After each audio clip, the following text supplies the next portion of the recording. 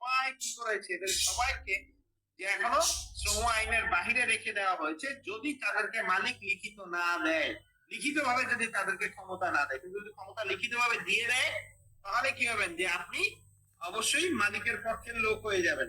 আর যদি না দেয়, তাহলে আপনি কি করবেন, যে আপনি চলে আসবেন শ্রম আইনের মধ্যে। তাহলে আপনাদের এত বেশি টেনশনের কিছু নাই, কারণ মামলা করতে গেলে আমরা দেখি 99.99% এর ক্ষেত্রে মালিক কোন লিখিত আলাদা পত্র তাকে দেয় না। আমি আবার বলছি, তাকে যেটা হচ্ছে যে আলাদা ভাবে আর দেয়া হয় না। এই জন্য আপনাদের মামলা করতে সমস্যা হয় না এবং আপনারা বেনিফিট গুলো পেয়ে যান।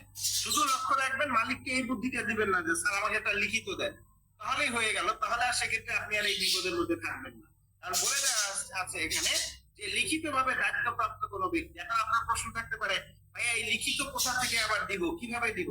আপনারা যারা নিয়মিত শ্রম আইন পড়েন, তারা একটু লক্ষ্য করবেন যে তারা দেখবেন যে আপনাদেরকে এই লিখিত যে কথাটা বলা আছে, সেটা বলা আছে কোথায়? আমাদের 2015 সালে যে শ্রম বিধিমালা হয়েছে, সেই বিধিমালার দেখবেন ছ এবং নিয়, এই দুটো জায়গাতে কি করা আছে, এই যে দেখেন লিখিতর কথা বলা আছে। কিভাবে লিখিত দিতে হবে? এই ক্ষমতাগুলো দিয়ে তাকে লিখিত দিতে হবে। এই যে এখানে খ, ছ এবং নিয়তে, সরি, ছ এবং নিয়তে কি করা আছে, এই জিনিসগুলো খুব সুন্দর করে এখানে বেসিক্যালি বলে দেয়া আছে। এটা কিন্তু খুব ইম্পর্টেন্ট একটা বিষয়, এটা আপনারা কেয়ারফুলি লক্ষ্য করবেন। ঠিক আছে, এটা গেল হচ্ছে কি আমাদের কিসের ক্ষেত্রে? শ্রমিকের সংজ্ঞার ক্ষেত্রে। তো শ্রমিকের সঙ্গে আসলে আপনাদের মতো আশা জাগানোর মতো আসলে খুব বেশি কিছু আসলে সরকার করতে পারেনি। চেষ্টা করেছিল, কিন্তু পরবর্তীতে বাধার মুক্তটা তুলে নিতে হয়েছে। যাই হোক, এটা চলে গেল। তারপরে যেটা হচ্ছে যে সিবিএ, এই সিবিএ এর ক্ষেত্রে যেটা হয়, ওই যে আমি বললাম যে আপনাদের কিছু আপনাদেরকে যেহেতু একটা চান্স দেওয়া হচ্ছে সমিতি এবং এই ধরনের বিষয়গুলো, এগুলোর ক্ষেত্রে কি করা হয়েছে, যে এটাকে ইনকর্পোরেট করে একটা সংজ্ঞা নতুন করে দেয়া হয়েছে। এটা আগে ছিল, এটাকে আবার সংশোধন করে নতুন করে সংজ্ঞাটা দেয়া হয়েছে। এটা একটা বিষয়। এবার আসেন যৌন হয়রানি। যৌন হয়রানির আগে সবকিছু ঠিক আছে, কিন্তু একটা ইন্টারেস্টিং জিনিস এখানে অ্যাড হয়ে গেছে। সেটা কি জানেন? সেটা হচ্ছে আমরা অনেক সময় কলিগদের সাথে দুষ্টামি করে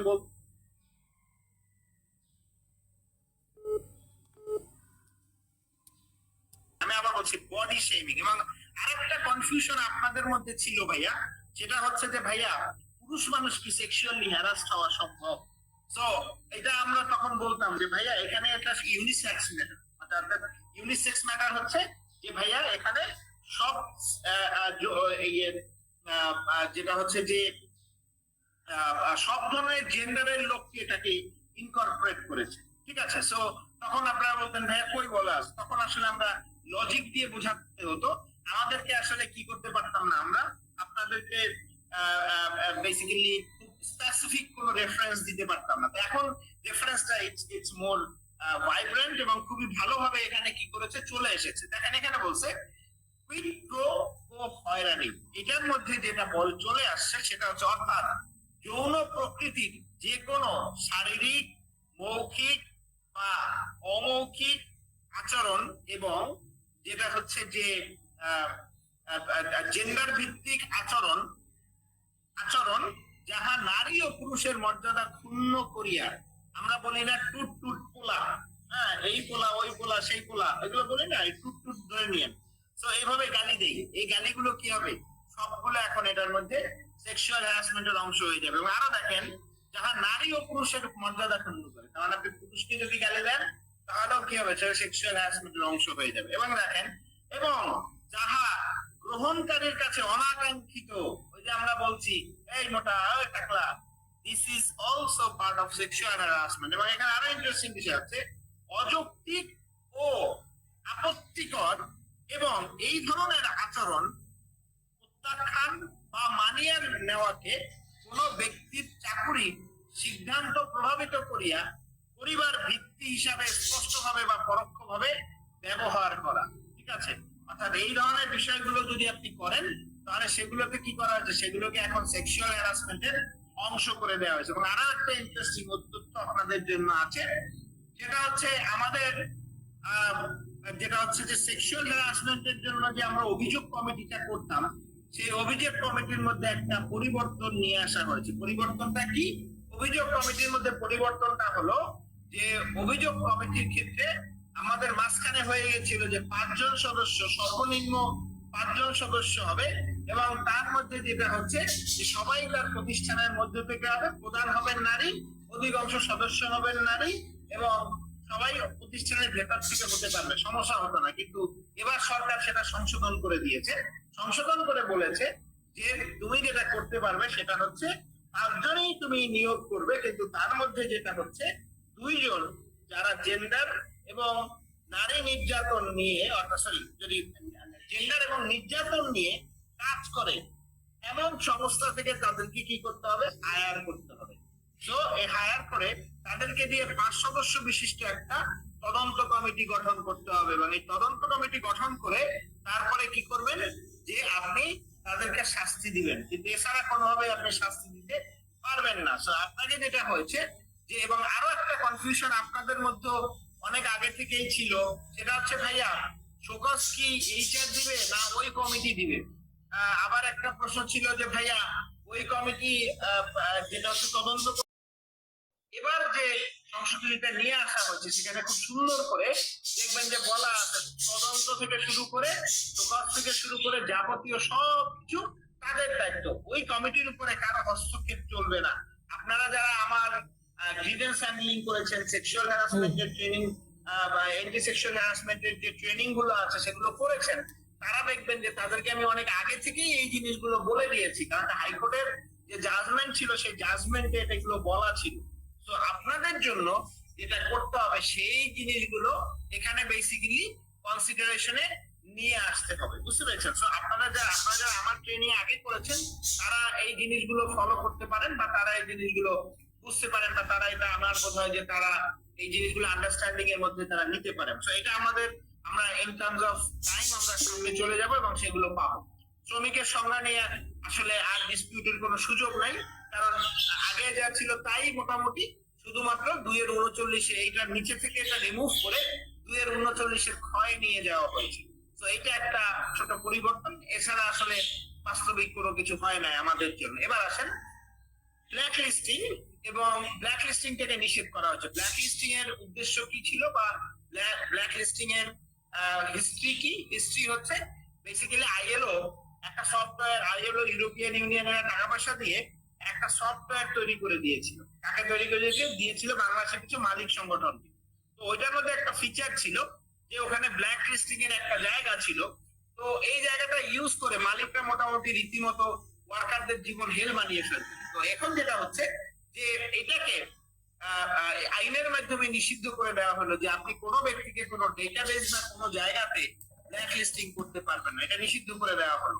সহিংসতা এবং হয়রানি, এটার জন্য একটা নতুন সংজ্ঞা কি করা হলো, নিয়ে আসা হলো। আপনারা এই যে যেটা করতেন, যেটা আমাদের অর্গানাইজেশন গুলোতে আমরা বিভিন্ন সময় দেখতাম যে শারীরিক নির্যাতন, মৌখিক নির্যাতন, গার্মেন্টস এ যেটা হয় যে গালিগালাজ প্রচুর, গার্মেন্টস দিয়ে বাড়ি দেয়, শরীরে হাত দেয়, এগুলো কি হচ্ছে যে এগুলোকে বেসিক্যালি এই সংজ্ঞাতে ইনক্লুড করে এগুলোকে নিষিদ্ধ করা হয়েছে, এগুলো করা যাবে না। এটা একটা বিষয় বিশাল ভাবে কি করা হয়েছে, নিয়ে আসা হয়েছে। এরপরে যে বিষয়টা সেটা হচ্ছে যে শ্রম আইনের ধারা 3-এ আপনার সার্ভিস রুলস অ্যাপ্রুভাল করতাম আমরা, এই অ্যাপ্রুভালের সময়টা ছিল আগে 90 দিন, এটাকে এখন 6 মাস করে দেওয়া হয়েছে। সরকার আপনার কাছ থেকে অ্যাপ্রুভালের জন্য সময় নিতে পারবে সর্বোচ্চ 6 মাস, ঠিক আছে? এবং এটার যেটা হচ্ছে অ্যাপিল ক্লিয়ার থেকে শুরু করে যাবতীয় যে বিষয়গুলো আছে সেগুলো যেটা হচ্ছে যে রিভাইজ করে দেওয়া হয়েছে অ্যাকর্ডিংলি 120 দিন অনুযায়ী। তার মানে আপনারা জানবেন যে সার্ভিস রুলস করতে এখন সময় লাগবে 120 দিন সর্বোচ্চ, ঠিক আছে? তো এটা একটা বিষয়। এরপর আসেন আমাদের মেজর আর একটা চেঞ্জ 12 নম্বর ধারায়। আমাদের আগে লে অফ কিভাবে করতে হয় সেটার পদ্ধতিটা খুব একটা ক্লিয়ার ছিল না, কিন্তু এবার করেছে কি যে আপনার প্রতিষ্ঠানে যদি 3 দিন কাজ বন্ধ থাকে, চতুর্থ দিন থেকে আপনার প্রতিষ্ঠানকে বাধ্যতামূলক ভাবে কি করতে হবে, যে লে অফ করতে হবে। এবং লে অফ করে আপনাকে বলা হয়েছে যে আপনাকে 16 ধারা অনুযায়ী ক্ষতিপূরণ দিতে হবে। ক্ষতিপূরণের নিয়ম ছিল 1 বছর চাকরি করলে যেটা প্রতিষ্ঠানের কর্মীরা কি পেতেন, প্রথম 45 দিনের বেসিকের 50% এবং হাউস রেন্ট ফুল পেতেন। আর যেটা হচ্ছে 15 দিন বা তদুর্ধ্ব সময় কাজ করলে বেসিকের 25% এবং হাউস রেন্ট ফুল পেতেন। কিন্তু এখন যে পরিবর্তনটা আসছে সেটা হচ্ছে খুব সহজ, যে আগে যেটা ছিল যে আপনার 1 বছর কর্মীর চাকরির বয়স, সেটাকে আসলে এখন যেটা করা হয়েছে সেটাকে কমিয়ে 3 মাস করে দেওয়া হয়েছে। অর্থাৎ যে সকল কর্মীরা আপনার এখানে 3 মাস ন্যূনতম কাজ করবে তারাই কি করবে, যে তারা বেসিক্যালি যে লে অফের যে কম্পেনসেশনটা সেটা পাওয়ার জন্য তারা এলিজিবল হবেন। এবং যেটা হচ্ছে যে আগের জায়গাটাতে যেটা যে যে সমস্যাটা ছিল সেই জিনিসটা কি করা হয়েছে, যে এইটাকে রিভাইজ করে 1 বছরের জায়গায় এটাকে 3 মাস করে দেওয়া হয়েছে। তো 1 বছরের নিচে যারা থাকতেন তারা ক্ষতিপূরণ পেতেন না, এখন সেটাকে রিভাইজ করে দেওয়া হলো। এটা হলো বিষয়। এবার আসেন, এটা গেল আমাদের ইয়ের ক্ষেত্রে, যেটা হচ্ছে যে লে অফের ক্ষেত্রে। এবার আসেন যে জায়গাটা, সেটা হচ্ছে আমাদের বছর গণনার জায়গাতে আমরা দেখলাম যে এখানে একটা চেঞ্জ নিয়ে আসা হয়েছে, যে যেটা অবিচ্ছিন্ন বছর বলতে কি বোঝানো হবে এবং সেটা কিভাবে ক্যালকুলেট করতে হবে সেটার একটা নিয়ম এখানে একটু চেঞ্জ করে দেওয়া হয়েছে। এটা একটা ইম্পর্টেন্ট বিষয়।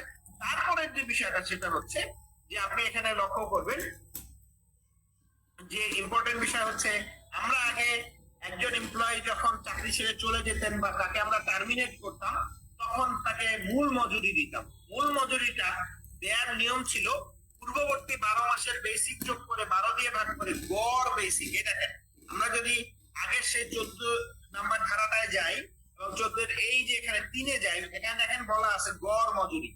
পূর্ববর্তী 12 মাসের গড় মজুরি বলা হতো, কিন্তু এখন যেটা হচ্ছে গড় মজুরি না, এখন হবে সর্বশেষ যে বেসিক স্যালারিটা আপনি তুলবেন সেই বেসিক অনুযায়ী তাকে কি করতে হবে, যে অর্থটা তাকে প্রদান করতে হবে। আবারও বলছি, সর্বশেষ যে বেসিকটা আপনি বেসিক অনুযায়ী তাকে টাকাটা তুলবেন সেই অনুযায়ী তাকে কি করতে হবে, যে আপনাকে বাধ্যতামূলক ভাবে ক্ষতিপূরণ আপনাকে দিতে হবে সর্বশেষ উত্তোলিত বেসিক অনুযায়ী, তাহলেই হবে। এটা আর পূর্ববর্তী 12 মাসের বেসিক যোগ করে 12 দিয়ে ভাগ করে দেওয়ার আর প্রয়োজন হবে না। এটা একটা বিষয়। এবার আসেন, আমাদের 16-র কথা তো অলরেডি আমি বলেই ফেলেছি যে 1 বছরের জায়গায় 3 মাস করে দেওয়া হয়েছে। এটা একটা বিষয়। আর একটা বিষয় হচ্ছে গিয়ে যে আমরা বদলি শ্রমিকদেরকে কখনোই কি করতাম না, আমাদের যেটা হচ্ছে মাস্টার রোলে অ্যাড করতাম না। এখন বলেছে বদলি শ্রমিকরা যদি চাকরির বয়স তার 1 বছর হয়, তাহলে তাদের নাম আমাদেরকে মাস্টার রোলে কি করতে হবে, এনরোল করতে হবে। এটা একটা বিষয় যেটা চেঞ্জেস নিয়ে আসা হয়েছে। তারপরে আসেন যে বিষয়টা, সেটা হচ্ছে এই টাকার বিষয়টা আপনারা অলরেডি আপনাদেরকে আমি বলে দিয়েছি, তো এটা নিয়ে আর কোনো ইয়া করার প্রয়োজন হবে না। এবার আসেন যে বিষয়টা 19 ধারা মৃত্যুজনিত ক্ষতিপূরণ। মৃত্যুজনিত ক্ষতিপূরণে একটা চেঞ্জ কি করা হয়েছে, নিয়ে আসা হয়েছে, এবং খুব মেজর একটা চেঞ্জ নিয়ে আসা হয়েছে মৃত্যুজনিত ক্ষতিপূরণের ক্ষেত্রে। কি চেঞ্জ? চেঞ্জটা হচ্ছে মৃত্যুজনিত ক্ষতিপূরণের ক্ষেত্রে বলা হয়েছে যে কারো চাকরির বয়স 2 বছরের জায়গায় এখন 1 বছর হলেই উনি কি হবে, মৃত্যুজনিত ক্ষতিপূরণ পাবে। আমি আবারও বলছি যে আপনি যদি মৃত্যুজনিত ক্ষতিপূরণ আগে 2 বছর না হলে পাওয়া যেত না, কিন্তু এখন যেটা হবে সেটা হচ্ছে 1 বছর হলেই এখন মৃত্যুজনিত ক্ষতিপূরণের অর্থ প্রাপ্ত হবে না। একজন কর্মী 1 বছর তার চাকরির বয়স হলেই সেক্ষেত্রে কি হবে, যে সে মৃত্যুজনিত ক্ষতিপূরণ পাওয়ার জন্য সে এলিজেবল হয়ে যাবে। এটা হচ্ছে গিয়ে একটা আরেকটা সংশোধনী। এবার আছে 27-এর বিষয়ে আমরা বিস্তর আলোচনা করেছি। সেখানে বলেছি যে 3 বছরের নিচে কাজ করলে সে কোনো ক্ষতিপূরণ পাবে না, 3 বছর বা তার বেশি হলে ক্ষতিপূরণ পাবে। 3 বছর ঠিক যদি 3 বছর হয় তাহলে সেটার জন্য কি হবে, সেটার জন্য পাবে হচ্ছে প্রতি বছর কাজের জন্য 7 দিন করে। আর 3 বছর এর বেশি এবং 10 বছরের কম যদি হয় তাহলে সেক্ষেত্রে কি হয়, যে আপনার হচ্ছে গিয়ে উনি পাবেন 15 দিন করে। আর 10 বছর বা তার বেশি যদি হয় তাহলে সেক্ষেত্রে উনি পাবেন 30 দিন করে বেসিক স্যালারি। তো এই জিনিসটা কি করা হয়েছে, যে এটা সংশোধন আকারে নিয়ে আসা হয়েছে। তো এইটা একটা বিষয় গেল। তারপরে আসেন 32 নম্বর ধারা একটা চেঞ্জ আসে। 32 নম্বর ধারায় বেসিক্যালি আমাদের অর্গানাইজেশনে আমরা যদি ডরমেটরি ফ্যাসিলিটি দেই সেটার কথা বলা আছে। ডরমেটরি ফ্যাসিলিটির ক্ষেত্রে যেটা বলা আছে সেটা হচ্ছে যে ডরমেটরি আমাদের অর্গানাইজেশনে যে ডরমেটরি থাকবে সেই ডরমেটরিতে যদি কোনো ফিজিক্যালি চ্যালেঞ্জড এমপ্লয়ি থাকে তাহলে তাকে আগে যেটা হতো সেটা হচ্ছে, আচ্ছা একটা হচ্ছে যে একটা একটা বিরতি দরকার, আমাদের নামাজের একটা বিরতি দরকার, ঠিক বলেছেন। একজন আমাদেরকে বলছেন 10 মিনিটের একটা নামাজের বিরতি দেওয়া যায় কিনা। আমি দিব, আমি এই টপিকটা শেষ করেই আপনাদেরকে একটা ছোট নামাজের বিরতি দিব, একটু সময় দিয়ে আমাকে। তো যে বিষয়টা সেটা হচ্ছে যে আমরা যে কথাটা বলছিলাম যে যেখানে ছিলাম, যে এখানে যদি কোনো ফিজিক্যালি চ্যালেঞ্জ এমপ্লয়ি থাকেন, তাহলে সেক্ষেত্রে যেটা হতো যে তাকে আগে 60 দিনের মধ্যে বাসা ছেড়ে দিতে হতো, চাকরি ছেড়ে দেওয়ার পরে বা চাকরি চলে যাওয়ার পরে। কিন্তু এটাকে এখন বৃদ্ধি করে 6 মাস করে দেওয়া হয়েছে। অর্থাৎ বলা হয়েছে যে আপনাকে যেটা করতে হবে সেটা হচ্ছে যে 6 মাস চাকরির পরেই আপনি যদি কি করেন যে আপনার চাকরি চলে যায় বা অর্গানাইজেশনের সঙ্গে যদি আপনার জব সেপারেশন হয়ে যায়, এরপরে 6 মাস কি করতে পারবেন যে আপনি মালিকের ডরমেটরিতে থাকতে পারবেন, এবং এরপরে আপনি ডরমেটরি আপনাকে বাধ্যতামূলক ভাবে ছেড়ে দিতে হবে। এটা আগে 60 দিন ছিল, এখন এটাকে বেসিক্যালি 6 মাস করে দেওয়া হয়েছে। আচ্ছা, বাই দ্য ওয়ে, একটা ছোট্ট নোটিফিকেশন, আমরা 10 মিনিট, হ্যাঁ 10 মিনিট, 15 মিনিট নেই, আমরা 15 মিনিটের একটা বিরতি নিব নামাজের জন্য। আমরা নামাজটা শেষ করে আমরা 15 মিনিটের মধ্যে আবার কি করব যে এখানে ব্যাক করবো। আশা করি যে আপনারা সবাই 15 মিনিটের মধ্যে কি করবেন, ব্যাক করবেন। আর যদি যেটা হচ্ছে যে আপনারা চেষ্টা করবেন যে অন টাইমে যোগদান করার জন্য, কারণ লেকচারটা চলে গেলে সেক্ষেত্রে আবার কি হবে যে আপনার হয়তো পরবর্তী সেশনে আবার জয়েন করা লাগতে পারে। তো এই জন্য আমি বলবো যে আপনারা চেষ্টা করবেন 15 মিনিটের নামাজ শেষ করেই আবার যোগদান করার জন্য। আমরা এখানে ঠিক যেটা হচ্ছে যে 28-এ, অর্থাৎ 4টা 28 মিনিটে আবার এখানে জয়েন করবো, ঠিক আছে? সো আমাদের একটা ইয়ে শুরু হচ্ছে। সো আপনারা সবাই একটু তাহলে ইয়েতে নামাজটা একটু পড়ে নেন তাহলে, কষ্ট করে, ঠিক আছে স্যার? জি, কারো কোনো বিষয় থাকলে একটু বলতে পারেন আমাকে, যারা আমরা নামাজে চলে যাব। তো আপনাদের এরপরে আবার আমরা ফিরে আসবো, ঠিক আছে? একটা কোশ্চেন ছিল। বলেন ভাইয়া প্লিজ। আমার কোশ্চেনটা হচ্ছে যে ফার্স্ট অফ অল ইয়ার ব্যাপারটা অ্যাক্সিডেন্টে, হ্যাঁ, এখন ধরেন আমি একটা সিনারি দেখছি যে আমার অর্গানাইজেশন থেকে ধরেন একটা ফুটবল টুর্নামেন্ট আয়োজন করেছে। এখন ফুটবল টুর্নামেন্টে অংশ নিতে গিয়ে যদি পা ভেঙে ফেলে, এটা কি আমরা কম্পেনসেট করবো? এটা ভাই আপনি কম্পেনসেট করবেন না, কারণ এটা কর্মকালীন বিষয় না, এটা রিক্রিয়েশনাল একটা বিষয়, তাই না? সো এখন কর্মঘণ্টা কাকে বলা হয় ভাইয়া? কর্মঘণ্টা একটা সংজ্ঞা আমাদের আইনে দেয়া আছে। মালিকের ভাইয়া, ওই যে মালিকের আওতাধীন যে একটা কথা বলছে, আপনাকে একটা খেলার আয়োজন করেছে, তাই না? এটার জন্য কি আপনি কোনো কম্পেনসেশন পাবেন কি?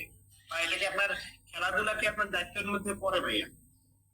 কিন্তু ধরেন অফিসের আওয়ারের ভিতরে যদি খেলাটা হয়, অফিসের আওয়ারের মধ্যে হয়, তাহলে আপনাকে দিতে হবে ভাইয়া। আর অফিস আওয়ারের বাইরে হলে বা ছুটির দিনে হলে দিতে হবে না। এটা একটা ভাইয়া। আর আরেকটা জিনিস, ওই যে আপনি যে বলছিলেন, কারণ আপনি কি করছেন, আমার অফিস হওয়ার কথা এখন, তাই না? আপনি আমাকে অফিসে কাজ না করে আমাকে দিয়ে খেলাধুলা করাচ্ছেন। তো ডেফিনেটলি এটার দায়িত্ব আপনাকে নিতে হবে, বুঝতে পারছেন বিষয়টা ভাইয়া? লেখাটা জি ভাই, জি ভাই, এইটা একটা। আর আরেকটা জিনিস হচ্ছে যে ভাইয়া, একটা কোশ্চেন আমি শেষ করে দিলি ভাইয়া। আচ্ছা, আরেকটা হচ্ছে যে ভাইয়া যেটা বলছিলেন যে শ্রমিক আর হচ্ছে অফিসার, এটা, হ্যাঁ, এইটাকে যদি আপনি বলতেছেন একটা লিখিত লাগবে, আমি যদি এটা কি জেডি দিয়ে কভার করবে, জব ডেসক্রিপশন জেডি দিয়ে করবেন, যেহেতু এখানে আলাদাভাবে বলা আছে ভাইয়া, এই জন্য জেডি দিয়ে কভার করবেন। কিন্তু অ্যাপয়েন্টমেন্ট লেটারে যদি এটা লিখে দেয় তাহলে হবে? অ্যাপয়েন্টমেন্ট লেটারও কভার করবেন, আপনি আলাদাভাবে দিবেন। তাহলে আলাদা কি হবে? এই লটা কবে থেকে ইফেক্টিভ হবে ভাইয়া? এটা ভাইয়া 17 তারিখ থেকে। ভাই কাউকে বিদেশে ট্রেনিং এর জন্য পাঠানো হয় এবং সেখানে যদি কেউ দুর্ঘটনায় পড়ে, তাহলে সেটা কি হবে? সেটা মালিকের দায়িত্ব না ভাইয়া। মানে অফিসিয়াল যদি ট্রেনিং এ পাঠানো হয়, অফিসিয়াল ট্রেনিং এ হলেও সেক্ষেত্রে ভাইয়া তখন এটা ইয়া হবে ভাইয়া, বেসিক্যালি আপনার আচ্ছা ভাইয়া, দায়িত্ব হবে। এই যে একজন বললেন খেলাধুলার কথা, যে টুর্নামেন্ট আয়োজন করছে অফিস কর্মকালীন সময়, সেটা বললেন সে পাবে। যদি আমরা তো জানি যে উইকেন্ডে আমরা যে দিনেই পাই, ফ্রাইডে পাই, যার যেটা পাই, সেই দিন যদি অফিসিয়ালের জন্য ওদিন টুর্নামেন্টের আয়োজন করে, তখন সেক্ষেত্রে কি আহত হলে সেখানে বেনিফিট পাবে? একটা মজার জিনিস দেখেন ভাইয়া, ওইটাকে আমি কেন হ্যাঁ বললাম ভাইয়া, কারণ আপনার অফিস আওয়ারে আমার কাজ কি ভাইয়া? আপনার অফিসে উপস্থিত হওয়া এবং অফিসের কাজ করা, তাই না? আপনি আমাকে বললেন আজকে তোমার অফিসের কাজ করতে হবে না, তুমি আজকে খেলবা অফিসের পরিবর্তে। ঠিক আছে? তো এখন আপনি আপনি আমি এই যে আপনাকে দেখাই কর্মঘন্টার সংখ্যা দেখাই দিই। আমাকে একটু সময় দেন, তাহলে আপনার জন্য একটু কনফিউশনটা ক্লিয়ার হবে ভাইয়া। এই যে এখানে বলা আছে কর্মঘন্টা অর্থ আহার এবং বিশ্রামের বিরতি ব্যতীত যে সময় কোনো শ্রমিক কাজ করার জন্য মালিকের এখতিয়ারাধীন থাকে। তাহলে আপনি, আমার কাজ ছিল অফিসে কাজ করা, আপনি আমার কাজটা নির্ধারণ করেন খেলাধুলা, তখন আপনি কি করবেন? এটা পাবেন। আপনি আমাকে একটা অফিস ট্যুরে পাঠালেন আমেরিকাতে, তো আমি কি মালিকের এখতিয়ারাধীন না? আপনি আমাকে ফিল্ড ট্যুরে পাঠালেন সিলেট, আমি কাজ করার জন্য মালিকের এখতিয়ারাধীন না? আর আমি শুক্রবার দিন আমি লেজার টাইম পাস করতেছি, অফিসে কলিগরা মিলে কি করেছে যে সবাই একটা টুর্নামেন্ট আয়োজন করেছে, তো ওইটা আমার লেজার টাইম। লেজার টাইমে আমি কি করলাম যে অফিসে গেলাম না, আমি লেজার টাইমে কি করলাম যে অফিসে না গিয়ে লেজার টাইমে আমি বাসায় রেস্ট না নিয়ে খেলাধুলা হবে, চলো সবাই গিয়ে খেলি। কিন্তু এটা যদি ভাইয়া এটা তো অফিস কর্তৃক আয়োজিত হয়, ভাইয়া এটা অফিস কর্তৃক যদি আয়োজিত হয় সেক্ষেত্রে অফিস কর্তৃক আয়োজিত হয়, অফিস আপনাকে বাধ্যতামূলক ওখানে যেতে বলছে কি সেটা একটু আমাকে বলেন। অফিস কি আপনাকে বাধ্য করতে পারে এটার জন্য ইয়ে করার জন্য? মালিকের এখন টুর্নামেন্ট আয়োজন হয়েছে যেখানে ম্যাচ আকারে খেলা হবে এবং এটার একটা ফাইনাল সেমিফাইনাল সব ধরনের খেলাই হবে এবং প্রতি হয়তো ওই আপডেটেই খেলা মানে অন্যতম ডিউটি থাকায় আপডেটেই এক ধরনের বাধ্যতামূলক গিয়ে সেই টুর্নামেন্টে জয়েন করতে হয়। আমি একটু শামসুদ্দৌলা স্যার একটু আপনাকে বোঝানোর জন্য জাস্ট কথাটা বলছি স্যার, আপনি কিছু মনে করবেন না স্যার, আপনি সিনিয়র মানুষ বলে আমি এই জন্য আপনার কাছে সরি বলে নিচ্ছি। আগে প্রথম জিনিসটা চিন্তা করেন স্যার, আপনার অফিস 9টা থেকে 6টা পর্যন্ত, এরপরে আপনি ধরেন রাস্তার পাশে পিঠা বিক্রি করেন, বুঝতে পারছেন? আপনাকে কি মালিক বাধা দিতে পারবে এই পিঠা বিক্রি করার ক্ষেত্রে?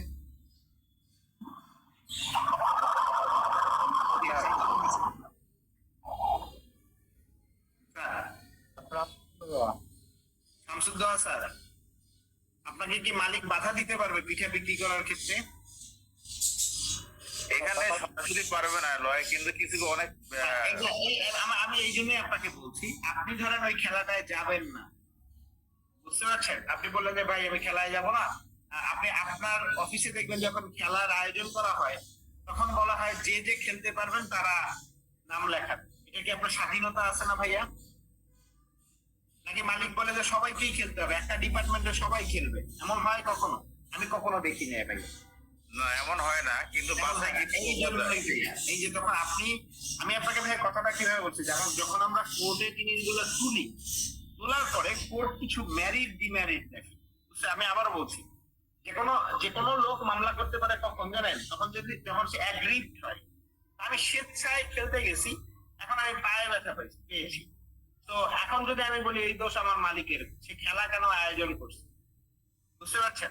তাহলে এইটার জন্য কি হবে না যে আপনি বেসিক্যালি ক্ষতিপূরণের জন্য প্রযোজ্য হবে না। এই জন্য আপনাকে বলছি একটা কুয়া আছে, মানে আমি সরি ভাইয়া, আমি আবার বলছি আপনাকে, আমি জিনিসটা শেখানোর জন্য বলছি, অন্য কোনো কারণে। একই লোকের দুইটা ছেলে, একটা ছেলে ডাক্তার হয়েছে আর একটা ছেলে বাবার মতো মদ করবেছে, তো বাবা মদ খাইতো, তো এখন দুই ভাইকে জিজ্ঞাসা করছে যে why you have become drunkard and why you have become doctor. So তখন যিনি ডাক্তার তিনি বলছেন যে আমার বাবা যে কাজগুলো করতেন এটাতে একটা পরিবার চালাতে কি যে সমস্যাটা হতো সেইটা বেসিক্যালি আমি শিখেছি, একটা পরিবারের কি সমস্যা হয় সেইটা। ঠিক আছে? তো এখন বিষয়টা হচ্ছে যে সে এটাকে নেগেটিভ ভাবে নিয়ে সে পজিটিভ একটা কাজ করেছে। আবার সেম জিনিসটা হচ্ছে গিয়ে যে যখন যে ছেলেটা ড্রাঙ্কার হয়েছে সে বলছে আমি দেখেছি আমার বাবা ছোটবেলা থেকে যা করেছে আমি তাই শিখেছি এবং সেই অনুযায়ী আমি কি করেছি, আমিও মত করেছি। তো বিষয়টা হচ্ছে ভাই এইটা যে এখানে আপনার ফ্রিডম আছে যে আপনি খেলতে যাবেন কি যাবেন না, অতএব এইটার ক্ষেত্রে আপনি এই ক্ষতিপূরণ দাবি করতে পারবেন না, কারণ এটা আমরা কোর্টে গেলেই বলবো স্যার এটা অপশনাল ছিল, সে ইচ্ছা করে খেলেছে এবং তাদের লেজার টাইমে খেলার দরকার ছিল। হ্যাঁ, অর্গানাইজেশন থেকে তাদের এন্টারটেইনমেন্টের জন্য একটা কি করেছে যে একটা পুরস্কার দিয়েছে।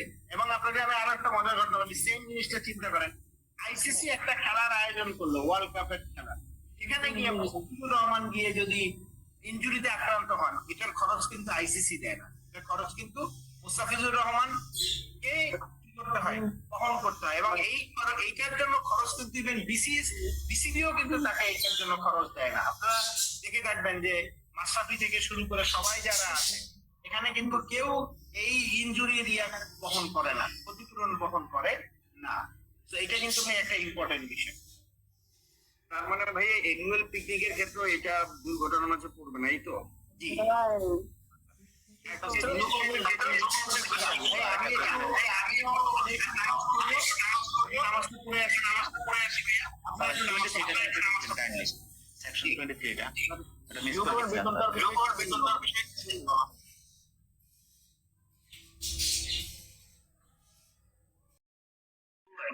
আরেকটা জিনিস, আপনি যে বললেন যে এনজিও কর্মীদের অ্যাপ্রিল থেকে শ্রমিকের মধ্যে আনা হয়েছে, এখানে এনজিওটা কোথায় উল্লেখ করা আছে? তারা পদেরা বিলুপ্ত করা হয়েছে? ভাইয়া এনজিওরা যে ন্যাচারের কাজ করে, বুঝতে পেরেছেন? তো আপনাকে আমি একটু দেখাই, দেখেন তো এই জিনিসটা মিলে কিনা ভাইয়া। জি ভাই, অবশ্যই। এটা একটু পরে কামাল ভাই একটা কোশ্চেন ছিল আমার গৃহকর্মী নিয়ে। হ্যাঁ, ভাইয়া, একজন উত্তর দেই, যিনি বললেন ভাইয়া, আপনি একটু দেখেন ভাই এটা বোঝা যাচ্ছে কিনা।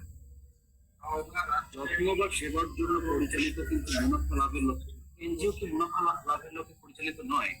নয়, কারণ এনজিও কি ভাই, কোনো এনজিও কি আপনার কাছে টাকা নিয়েছে সেবা দিয়ে কোনোদিন? তাই না, but NGO non government organization যেগুলো, এগুলো তো তারা আচ্ছা, তাহলে আমরা যে ব্র্যাক অথবা টিএমএসএস বা এইগুলো তো এনজিওর মধ্যে পড়ে, এগুলো তো মাইক্রো ক্রেডিট। সবাই এখন কি হলো ভাইয়া, সবাই এখন এই একটা আইনের মধ্যে চলে আসবে। আচ্ছা, এবার একটা প্রশ্ন করি ভাই, যে প্রভিডেন্ট ফান্ডে সেটা হচ্ছে এই বছরের আগে যদি কেউ রিটায়ার দিয়ে চলে যায়, সেক্ষেত্রে প্রভিডেন্ট ফান্ডের টাকাটা যেটা শ্রমিকের যেটা জমা থাকবে 50%, ওটা তো নিয়ে চলে যাবে, আর মালিকের জমাকৃত টাকাটা কি হবে ভাইয়া? মালিকের টাকাটা মালিককে ফেরত দিয়ে দিতে হবে। এটা আসলে 2018 সালে একটা প্রজ্ঞাপন আছে সরকারের, সেই প্রজ্ঞাপনের মধ্যে বলা আছে যে টাকাটা মালিককে রিফান্ড করে দিই, মালিককে রিফান্ড করে। মালিক কি এই টাকা নিজের কাজে ব্যবহার করবে নাকি কোম্পানির সাথে ইউজ করবে? মালিক বেসিক্যালি এটা ট্যাক্স দিয়ে সে মুনাফা হিসেবে ঘোষণা করতে পারে, অথবা সে তার মতো সে যেভাবে চায় সেভাবে খরচ করে। কামাল ভাই আমার একটা থ্যাংক ইউ। আচ্ছা ভাইয়া, হ্যালো। জি ভাইয়া বলেন। ভাইয়া, আগের মতো এই সিচুয়েশন তৈরি হয়ে যাচ্ছে, একের পর এক কোশ্চেন আসছে। আমার মনে হয় আমরা মেইন টপিকটাতে চলে যাই। আমাদের আসলে টপিকটা শেষ হলে আমরা অন্য কাজে এনগেজ হয়ে যাব। ঠিক আছে ভাইয়া, সরি। তাহলে আমরা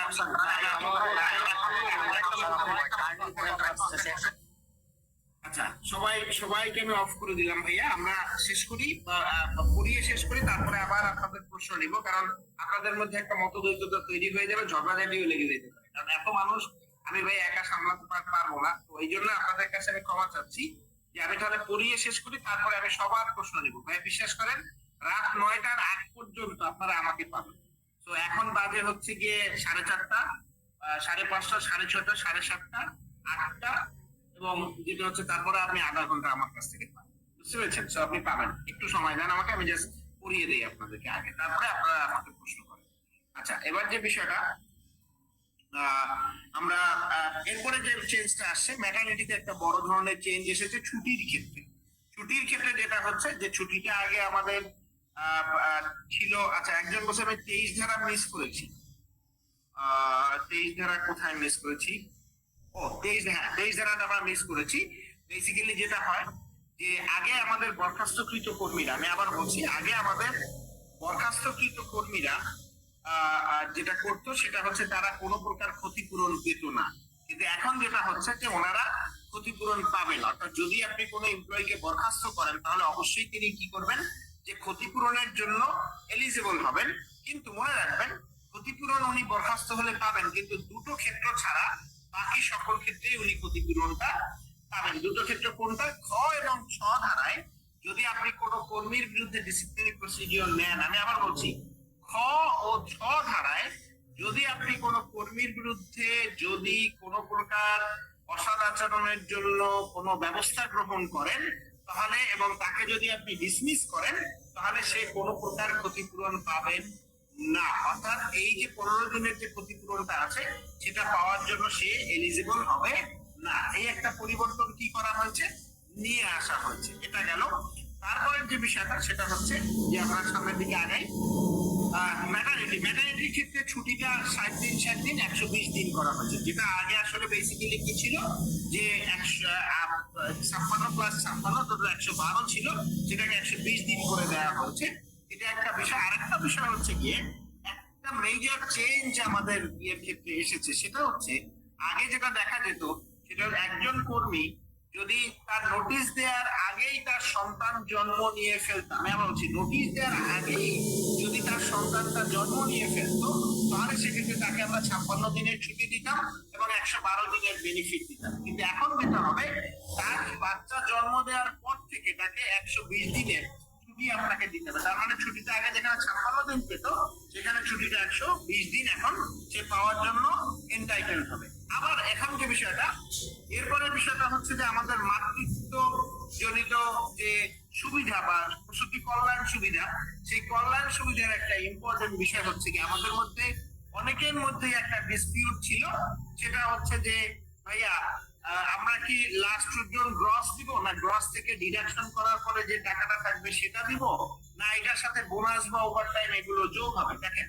আমরা শুরু থেকেই বলে আসছি যে বলা আছে যে ভাইয়া এখানে মোট প্রাপ্ত মজুরি, তার মানে যেটা হয় প্রাপ্ত বলতে এখানে বোঝানো তো গ্রস স্যালারিকে, কিন্তু তারপর একটা কনফিউশন ছিল, এই জন্য এবার ঠিক করে ফেলছে যে সর্বশেষ ধার্যকৃত মাসিক মোট মজুরিকে 26 দ্বারা ভাগ করিতে হইবে।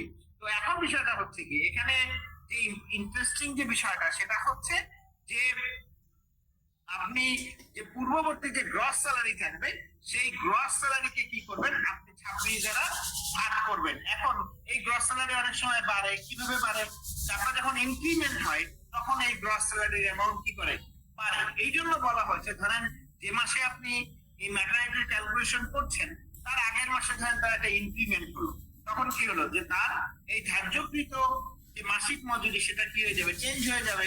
তো তখন সেটাকে কি করা হয়, এই জন্য বলা হয়েছে যে আপনার সর্বশেষ ধার্যকৃত মাসিক মোট মজুরি 26 দ্বারা ভাগ করিয়ে তারপরে দিতে হবে। এখন প্রশ্ন হচ্ছে গিয়ে ভাইয়া বায়াররা মানবে কিনা, এটা একটা সমস্যা আছে।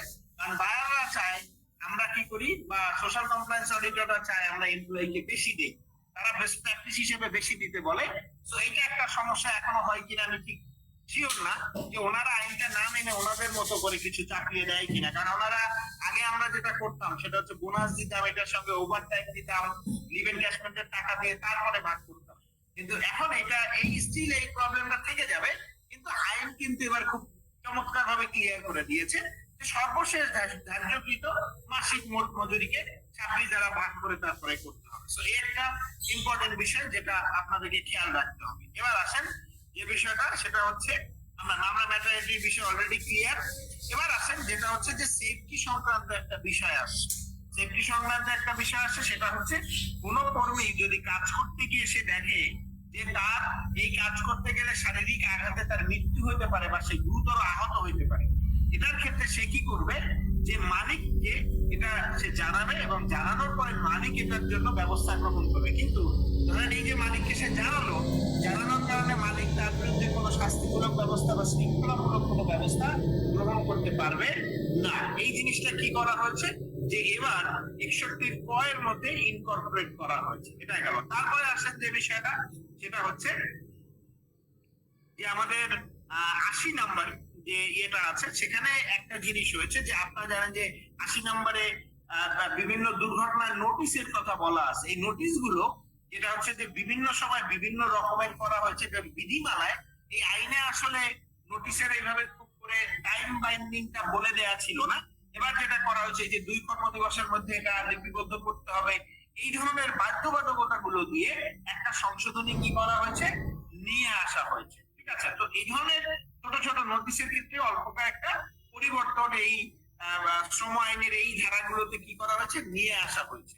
এবং আমাদের আপনারা জানেন যে পেশাগত ব্যাধি, আমাদের দ্বিতীয় যে তফসিল আছে, সেই তফসিলে পেশাগত ব্যাধির কথা বলা হয়েছে। পেশাগত ব্যাধির ক্ষেত্রে একটা নোটিশটা কিভাবে করবে সেই পদ্ধতিটা এখানে বেসিক্যালি অ্যাড করে দেওয়া হয়েছে। এটা গেল আরেকটা বিষয়।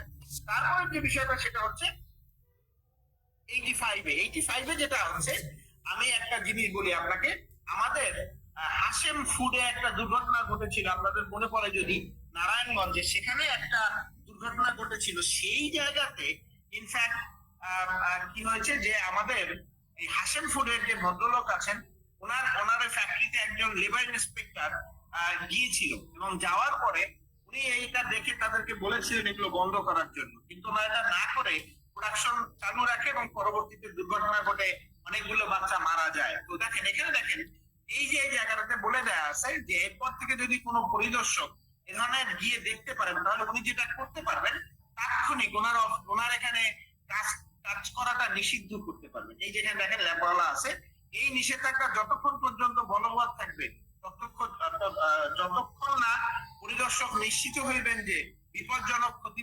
সম্পূর্ণরূপে দূর হইয়াছে। অর্থাৎ একজন লেবার ইন্সপেক্টর চাইলে এখন একটা ফ্যাক্টরি কার্যক্রম বন্ধ রাখতে পারবে। যদি সে দেখে কোনো ঝুঁকিপূর্ণ কোনো কাজ ওই ফ্যাক্টরিতে চলছে, তাহলে সেক্ষেত্রে সে ওই কাজটা সে বন্ধ করে দিতে পারবে।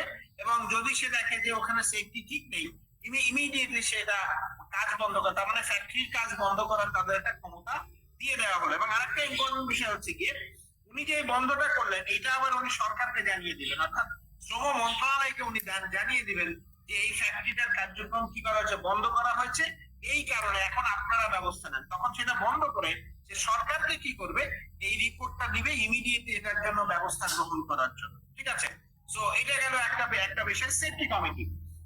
এটা গেল আমাদের সেফটি সংখ্যায় করতে হবে, সেটাও বলা ছিল।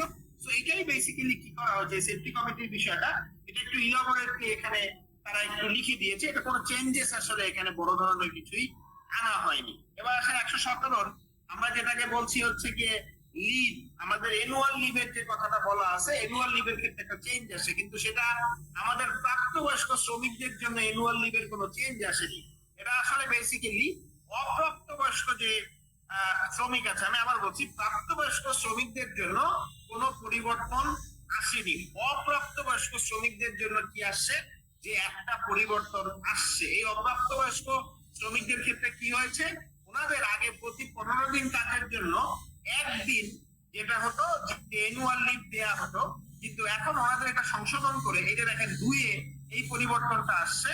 এখানে আগে অপ্রাপ্তবয়স্ক শ্রমিকদের প্রতি 15 দিন কাজের জন্য একদিন করে কি পেত, যে লিভ পেত, সেটাকে এখন 14 দিন করে দেওয়া হয়েছে। প্রতি 14 দিন কাজের জন্য একদিন করে কি দেওয়া হবে, তাদেরকে এখন অ্যানুয়াল লিভ বেসিক্যালি দেওয়া হবে। আমরা বলছি তাদেরকে প্রতি 14 দিন কাজের জন্য একদিন করে অ্যানুয়াল লিভ দেওয়া হবে। এই পরিবর্তনটা কি করা হয়েছে, এখানে নিয়ে আসা হয়েছে। তারপরের যে বিষয়টা সেটা হচ্ছে যে আসলে এগুলো তো আগে থেকেই। এরপরে যেটা হচ্ছে যে আমাদের উৎসব ছুটিটা আমাদের আগে ছিল 11 দিন, কিন্তু এখন যেটা করা হয়েছে এই 11 দিনটাকে চেঞ্জ করে এটাকে করা হয়েছে আমাদের ইয়ে অনুযায়ী 13 দিন। অর্থাৎ আমাদের এই ছুটিটাকে কি করা হয়েছে, যে 2 দিন বৃদ্ধি করে দেওয়া হয়েছে। আমি আবার বলছি যে আমাদের এই ছুটিটাকে যেটা করা হলো সেটা হচ্ছে 2 দিন বৃদ্ধি করে দেওয়া হলো। অর্থাৎ আগের যে ইয়েটা ছিল সেটাকে চেঞ্জ করে আমাদের এটা 2 দিন বৃদ্ধি করে দেওয়া হলো, যাতে করে কি হয় যে এমপ্লয়িরা আরেকটু বেশি উৎসব ছুটি ভোগ করতে পারে। এটা একটা আসলো। এবার আসেন, এটা গেল। তারপরে যেটা হচ্ছে যে 139-এর একটা সংশোধনী এসেছে। 139 আসলে আমাদের যে মিনিমাম ওয়েজ হয়, এই মিনিমাম ওয়েজটা আগে প্রতি 5 বছর পর পর মিনিমাম ওয়েজটা চেঞ্জ হতো, কিন্তু এখন যেটা হচ্ছে যে এই মিনিমাম ওয়েজটা এখন আর প্রতি 5 বছর পর পর না। সরকার বলেছে যে এই মিনিমাম ওয়েজটা এখন প্রতি 3 বছর পর পর কি করতে হবে, যে আপনাকে চেঞ্জ করতে হবে। আমি আবার বলছি এই মিনিমাম ওয়েজটা আপনাকে প্রতি 3 বছর পর পরে যেটা হচ্ছে যে চেঞ্জ করতে হবে, অর্থাৎ এটা দিতে হবে। তার মানে আগে যেটা 5 বছর পর পর মজুরিটা রিভিউ হতো, সেটা এখন 3 বছর পর পর মজুরিটা রিভিউ হবে। এরপরে যে বিষয়টা সেটা হচ্ছে যে কর্মস্থলে দুর্ঘটনাজনিত, আমি আবার বলছি কর্মস্থলে দুর্ঘটনাজনিত ক্ষতিপূরণ তহবিল।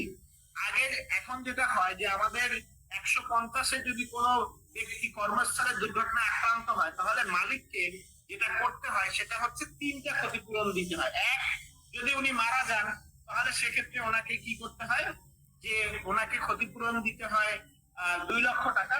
উনি যদি স্থায়ীভাবে অক্ষম হন তাহলে সেক্ষেত্রে ওনাকে ক্ষতিপূরণ, এমপ্লয়িকে ক্ষতিপূরণ দেওয়া হয় 2.5 লক্ষ টাকা। এবং আরেকটা জিনিস আছে, সেটা হচ্ছে যে এমপ্লয়ি যখন কোনো কর্মক্ষেত্রে কাজ করতে গিয়ে দুর্ঘটনায় আক্রান্ত হয়ে সে কাজে ফিরতে না পারে, তখন সর্বোচ্চ 1 বছর পর্যন্ত তাকে ক্ষতিপূরণ দেওয়া হয়।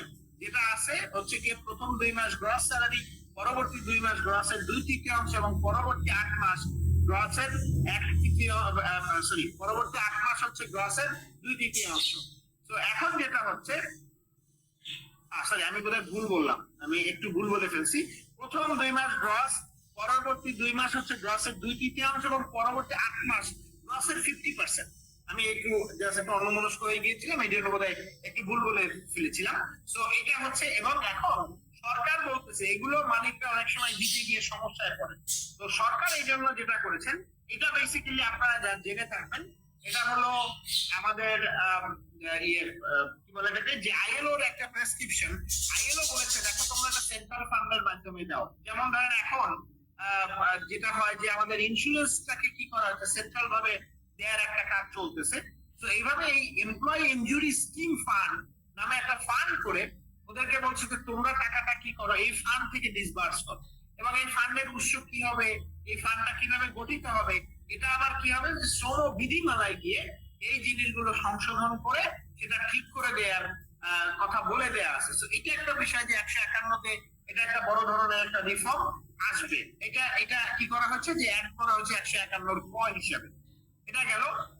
এরপরে আসেন যেটা হচ্ছে যে 175-এ, যারা আপনারা জানেন যে ট্রেড ইউনিয়নের যে এমপ্লয়ীদের যে সংজ্ঞা, সেই সংজ্ঞার মধ্যে একটা চেঞ্জ আনা হয়েছে। কারণ এই চেঞ্জটাতে এখানে আপনারা জানেন যে আপনারা যারা প্রশাসনিক তদারকি কর্মকর্তা, ব্যবস্থাপনামূলক যারা আছেন, তাদেরকে সরকার অ্যাসোসিয়েশন এবং সমিতি করার সুযোগ দিয়েছে এবং বলেছে যে তাদের এটাকে ট্রেড ইউনিয়নের মর্যাদা দেয়া হবে।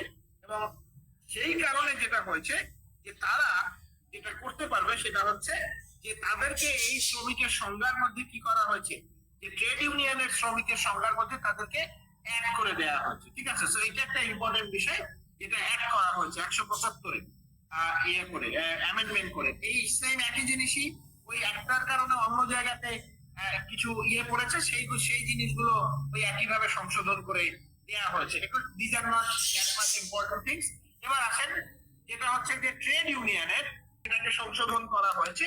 আরেকটা বিষয়, যে ট্রেড ইউনিয়নের যে এক্সিকিউটিভ কমিটির মেম্বার, অর্থাৎ সভাপতি, সহসভাপতি, কোষাধ্যক্ষ, সাংগঠনিক সম্পাদক, সাধারণ সম্পাদক, এইগুলো আগে আইনে কত সংখ্যক হবে সেটা বলে দেওয়া ছিল, কিন্তু এবার সংশোধন করে বলে দিয়েছে এটা নির্ধারণ করবে ওই ট্রেড ইউনিয়নের গঠনতন্ত্র, যে তাদের এখানে কতজন সদস্য থাকবে বা কতজন সদস্য থাকবে না, সেই বিষয়টা। এবার আরেকটা বিষয়, ট্রেড ইউনিয়নের সব থেকে যে বড় পরিবর্তনটা এসেছে সেটা হচ্ছে শ্রমিকের সংখ্যায়। কারণ আগে যেটা দেখা যেত, মোট কর্মীর 20% কর্মী একত্রিত হয়ে কি করতে পারতো, ট্রেড ইউনিয়ন গঠন করতে পারতো। কিন্তু এখন যেটা বলা হচ্ছে সেটা হচ্ছে একটা প্রতিষ্ঠানে, যে প্রতিষ্ঠানে 20 জন থেকে 300 জন পর্যন্ত কর্মী আছে, সেখানে মাত্র 20 জন একত্রিত হয়ে একটা ট্রেড ইউনিয়ন গঠন করতে পারবে। 2 হচ্ছে 301 থেকে 500 জন পর্যন্ত যেটা করতে পারবে, যে 40 জন একত্রিত হয়ে ওই ফ্যাক্টরি তারা একটা ট্রেড ইউনিয়ন গঠন করতে পারবে। 501 থেকে 1500 জন একত্রিত হয়ে যে ফ্যাক্টরিতে 1500 জন পর্যন্ত কর্মী কাজ করে, সেখানে 100 জন একত্রিত হয়ে ট্রেড ইউনিয়ন গঠন করতে পারবে। তারপরে হচ্ছে 1501 থেকে 3000 পর্যন্ত যে এমপ্লয়ি কোন ফ্যাক্টরিতে থাকবে, তাহলে 300 জন এমপ্লয়ি একত্রিত হয়ে তারা ট্রেড ইউনিয়ন গঠন করতে পারবে। এবং 3001 থেকে যেটা হচ্ছে যে 4000 পর্যন্ত এমপ্লয়ি একত্রিত হয়ে এই 301 থেকে তদূর্ধ্ব যত এমপ্লয়ি হোক না কেন, সেখানে সর্বোচ্চ 400 জন এমপ্লয়ি একত্রিত হয়ে তারা কি করবে, সর্বনিম্ন যেটা হচ্ছে যে 400 জন এমপ্লয়ি একত্রিত হয়ে তারা ট্রেড ইউনিয়ন গঠন করতে পারবে। এই হচ্ছে মোটামুটি ট্রেড ইউনিয়নের যে সংশোধনী গুলো, যে ইম্পর্টেন্ট সংশোধনীটি, সেটা এখানে চলে আসলো। তারপরে যে বিষয়টা সেটা হচ্ছে যে, আচ্ছা এগুলো খুব মাইনর বিষয়, যে ডিজিটাল পদ্ধতিতে আবেদন করা যাবে, এই ধরনের বিষয়গুলো বলা আছে। ট্রেড ইউনিয়ন 3টা থেকে 5টা করা হচ্ছে, সেটা সংশোধনী। এরপরে যেটা হচ্ছে কিছু মাইনর, এই যে আমরা বলেছিলাম যে নাবিকের সংজ্ঞা এবং এই যে ছোট ছোট কিছু একটা ওয়ার্ড চেঞ্জ, মংলা বন্দর, চট্টগ্রাম বন্দর, এই বন্দর, এই ধরনের কিছু মাইনর চেঞ্জেস আর দেয়ার। খুব বড় কোনো সংশোধনী এখানে ইনফ্যাক্ট নেই। আর একটা বিষয়, আমি একটু সামনের দিকে যাই, ব্ল্যাক লিস্টিং এর বিষয়ে এই ধরনের বিষয়গুলো আছে। এখানে একটা ইম্পর্টেন্ট কথা আছে, সেটা হচ্ছে আপনারা জানবেন যে শ্রমিকের অসৎ আচরণ এবং মালিকের অসৎ আচরণ বলতে একটা জিনিস ট্রেড ইউনিয়নের ক্ষেত্রে বলা আছে। যেমন শ্রমিকরা যেটা করবে না সেটা হচ্ছে কর্মকালীন সময়ে তারা কোনো ট্রেড ইউনিয়নের কার্যক্রম চালাবে না। তারা যেটা হচ্ছে যে এমপ্লয়িরা নিজেরা একজন আরেকজনকে ভয়ভীতি প্রদর্শন করবে না, এই ধরনের বিষয়গুলো। তো এখন মালিকেরও কিছু কাজ আছে, যে মালিক একজন এমপ্লয়িকে টার্মিনেট করবে না, তাকে ভয়ভীতি প্রদর্শন, এটা there are some of the things like that. তো এখন যেটা হচ্ছে 195-তে যেটা বলেছে মালিকের ক্ষেত্রে অসৎ আচরণের ক্ষেত্রে, এখানে বলেছে যে মালিক কেউ কি করবে না, যে ব্ল্যাক লিস্টিং করবে না। এটা তার জন্য একটা এখন কি করা হয়েছে, বলা হয়েছে দিস ইজ তোমার তুমি যদি এই কাজটা করো, ব্ল্যাক লিস্টিং করো, অর্থাৎ তুমি হোয়াটসঅ্যাপে একটা ডেটাবেস তৈরি করে সবাইকে দিয়ে দিলে যে এদেরকে ব্ল্যাক লিস্ট করে দাও, তাহলে এটা কিন্তু শ্রমিকের জন্য কি হবে, যে মালিকের জন্য এটা অসৎ আচরণ হবে। তারপরে মালিক বা মালিকদের সংগঠনের মাধ্যমে কেউ উদ্বুদ্ধ করবে না যে ভাই একে চাকরি দিয়ে না, এর সমস্যা, এর ট্রাবলসাম লোক, একে কোনোভাবে তুমি কাজ দিবে না, তুমি তাকে আসতে দিবে না, এগুলো করা যাবে না। এই 195-তে যেটা করা আছে এই ধরনের বিষয়গুলো ইনকর্পোরেট করা হয়েছে যে ব্ল্যাক লিস্টিং এ রিলেটেড। তবে এখানে একটা খুব চমৎকার জিনিস আছে, সেটা হচ্ছে আগে দেখা যেত যে মালিকরা কোনো কারো উপরে খেপে গেলে তখন সে কি করতো, যে তাকে 196-এর খ অনুযায়ী তাকে ব্ল্যাক লিস্ট করতো, যেটা হচ্ছে যে তাদেরকে দেখা যেত যে আমাদের শ্রম আইনের 26 ধারা অনুযায়ী বা আমাকে 20 ধারা অনুযায়ী তাদেরকে ট্রেড ইউনিয়নের লোকজন ছাঁটাই করে দিত, ট্রেড ইউনিয়নের লোকজনকে টার্মিনেট করে দিত, এই ধরনের কার্যক্রম করতো। তো এইটা আবার কি করতো, যে সরকার এই জিনিসটা যেটা করতে 139 বলেছি স্যার, একজন বলছে স্যার 139 বলেন না, বলেছি স্যার 139-এ বলা আছে যে আপনার আগে মিনিমাম ওয়েজটা প্রতি 5 বছর পর সংশোধন হতো, সেটা এখন এটা সংশোধন হবে হচ্ছে প্রতি 3 বছর পর এটাকে সংশোধন করার কথা বলে দেয়া আছে। এটা চেঞ্জ আসছে 139-এ। কেউ একজন হোয়াটসঅ্যাপে মেসেজ দিয়েছেন, আমি উত্তরটা দিয়ে দিলাম আপনাকে। এরপরে যে বিষয়টা যেটা হচ্ছে যে মালিক এই যে হঠাৎ করে টার্মিনেট করা শুরু করে এবং এটা কোর্টে গিয়ে মীমাংসিত হতো। তো এইবার বলেছে যে না, এটা কোর্টে যাওয়ার প্রয়োজন হবে না, তার আগেই সে যদি কি করে, যে ইয়েতে যায়, আমাদের এই শ্রম পরিচালকের কাছে যায়, এবং শ্রম পরিচালকের কাছে গেলে শ্রম পরিচালক কি করবে, যে এটা তারা অনতি বিলম্বে যেটা হবে যে মহাপরিচালকের নিকট থেকে ক্ষমতাপ্রাপ্ত যে কোনো ব্যক্তি যেটা করতে পারবে, এই ধরনের কার্যক্রম ইমিডিয়েটলি সে বন্ধের নির্দেশ দিতে পারবে। এবং এটার বিষয়ে যে আর্থিক ক্ষতিপূরণ আদায় করার কাজটা কি করতে পারবে, লেবার ডিরেক্টর সাহেব নিজে করতে পারবেন। এইটা ট্রেড ইউনিয়নের ক্ষেত্রে বিশাল বড় একটা চেঞ্জ নিয়ে আসবে। কারণ আপনারা যারা ট্রেড ইউনিয়ন নিয়ে কাজ করবেন ইন ফিউচারে, তারা আসলে বুঝতে পারবেন যে এটা আসলে কত বড় একটা ইফেক্টিভ জিনিস হয়ে আসছে আপনাদের জন্য। তো এটা একটা বিষয় গেল। তারপরে আচ্ছা, এগুলো খুবই minor changes, these are very minor changes. আচ্ছা একটা মিনিট। আচ্ছা এটা আচ্ছা টেক অফ এর ক্ষেত্রে আগে যে এটা বেতন থেকে কর্তন করা যাবে এই কথাটা বলা ছিল না, সেটা এবার কি করা হচ্ছে, যে অ্যাড করে দেয়া হয়েছে। তো এটা একটা বিষয় গেল। তারপরে হচ্ছে ছোট ছোট চেঞ্জেস, ওয়ার্ড বা একটা ওয়ার্ড চেঞ্জ। এবার আসেন 242। আপনারা এখানে যারা আছেন, যাদের আছে আপনাদের প্রতিষ্ঠানে যাদের প্রফিট শেয়ার আছে, 5% প্রফিট শেয়ার আপনারা যারা করেন, আপনারা জানেন যে প্রফিটটাকে 3 ভাগে ভাগ করা হতো, সেটা হচ্ছে 10, 10, 80। আমি আবার বলছি, প্রফিট শেয়ারটা আসলে বেসিক্যালি 3 ভাগে ভাগ করা হতো। একটা হচ্ছে 10, 10, 80, এই 3টা যে ভাগে ভাগ করা হতো, এবং 80% যে টাকাটা এটা এমপ্লয়ীদেরকে 3 ভাগ করে 2 ভাগ টাকা এমপ্লয়ীদেরকে দিয়ে দেওয়া হতো। আমি আবার বলছি, এমপ্লয়ীদেরকে 3 ভাগ করে 2 ভাগ টাকা এমপ্লয়ীদেরকে দিয়ে দেওয়া হতো। তো এটার ক্ষেত্রে কি আসছে, যে একটা চেঞ্জ আসছে, সেটা হচ্ছে যে এই 2 ভাগ টাকা এমপ্লয়ীকে দেওয়া হবে আর 1 ভাগ টাকা ইনভেস্টমেন্ট করা হবে। এখন বলছে না, তোমার ইনভেস্টমেন্ট করতে হবে না, তুমি যেটা করবা সরাসরি এই 3 ভাগ যেটা হচ্ছে যে 80% যে টাকা, এটাকে সোজা এমপ্লয়ীদেরকে যারা এটার জন্য এলিজিবল হবে তাদেরকে সবাইকে সমানভাবে ভাগ করে বিলিয়ে দিবা। অর্থাৎ এই টাকা আর তোমাকে কি করতে হবে না, যে এই টাকা আর তোমাকে রাখতে হবে না, তুমি সরাসরি কি করবে, যে এইটা এমপ্লয়ীদের মধ্যে ডিস্ট্রিবিউট করে দিবে। এই একটা পরিবর্তন আসে। এবার আসেন প্রভিডেন্ট ফান্ড এবং সার্বজনীন পেনশন স্কিম, এই দুইটা জিনিস একটু আমি প্রভিডেন্ট ফান্ডকে একটু ডিটেলস করাবো, কারণ আমি বাংলাদেশে এখন পর্যন্ত 350-র উপরে মোটামুটি যেটা হচ্ছে যে 400-400-400-র মতো অর্গানাইজেশনে যেটা হচ্ছে যে আমি প্রভিডেন্ট ফান্ড সার্ভিসটা দিয়েছি। তো এই জন্য আমি প্রভিডেন্ট ফান্ডটা আপনাদেরকে একটু ডিটেলস সুন্দর করে পড়াবো।